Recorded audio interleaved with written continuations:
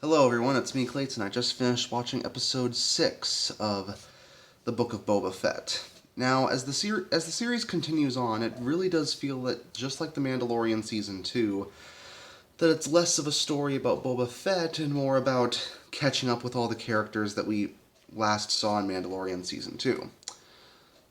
As this episode not only barely has any Boba Fett at all, just like last week, but it also has us catch up with several characters that we might remember from those shows, as well as the fact that we get to see a certain bounty hunter who we haven't seen before since animation, since the Clone Wars and some of the other Star Wars animated shows. But let's get to the story, shall we? The Mandalorian heads over to the planet where Grogu is training, where we see Luke Skywalker helping him out so he can master the ways of the Force. Thankfully, his motion capture and his CGI for his younger face actually looks quite a bit better here than it did in Mandalorian Season 2. Not only that, but Ahsoka Tano is there too, and she allows the Mandalorian to give her the gift that he was going to give Grogu, because Grogu has to make a serious choice about choosing between going for his attachment to Mandalorian and forsaking the way of the Jedi, or going with the way of the Jedi, which means he could maybe never see the Mandalorian ever again. Attachments are dangerous for Jedi, after all. That's why a lot of them tend to live in isolation, and it's one of the things that drove Anakin to, well, you know how Anakin's story went. So I'm glad that they're continuing that plot thread here. The fact that it's directed by Dave Filoni, who's done a lot of the animated Star Wars work, does help the fact that this series, feels a lot more like a live-action Clone Wars episode.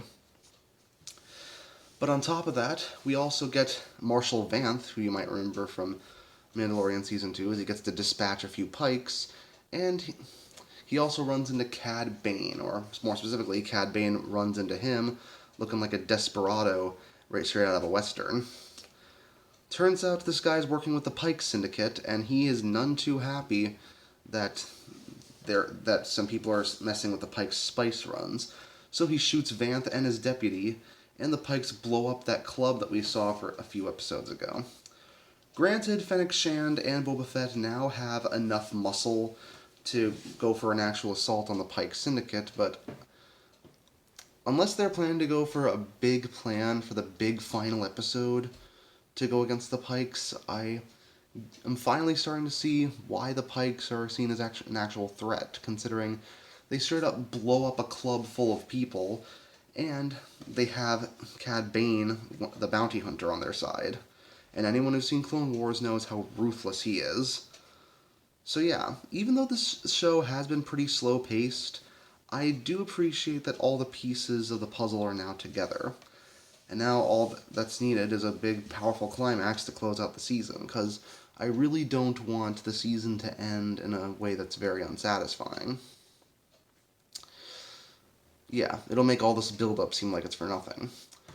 Because let's just face it, all the build-up in the world can be the best thing, but if it doesn't lead to anything worthwhile in the finale, you'll feel like you just wasted a lot of your time. That being said, I am interested in Grogu's choice at the end. Will he choose the armor of the Mandalorian, or the lightsaber of the Jedi? I love the little guy, so I just hope he chooses wisely. Let's see what happens in the finale next week. See you next time.